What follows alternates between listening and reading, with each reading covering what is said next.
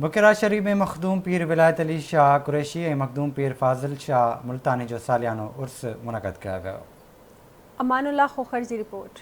बुकेरा शरीफ में मखदूम पीर विलायत अली शाह कुरैशी ऐं मखदूम पीर फाज़िल शाह मुल्तानी जो सालियानो उर्स मुबारक थी गुज़रियो।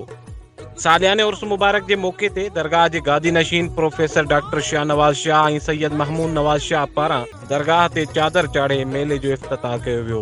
जॾहिं त मेले में परे परे खां आयल अक़ीदत मंदनि तोड़े शहरनि जी वॾे अंग में शिरकत थी। ॿिए पासे सिंध जे मशहूर पलवाननि मलाखड़े में मल्ह जा जोहर ॾेखारींदे केतिरनि ई मल्ह पलवाननि खे बेहोश करे छॾियो।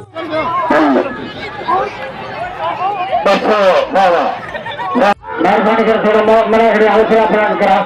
मेहरबानी कर दो पेट करो।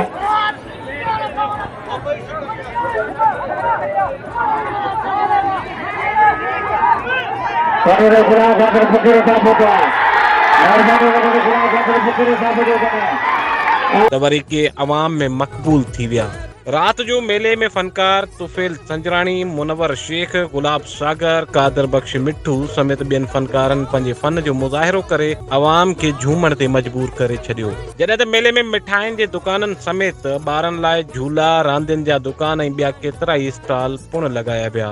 कैमरामैन आबिद अली सां गॾु अमानुल्लाह खोखर, आवाज़ TV बुकेरा शरीफ।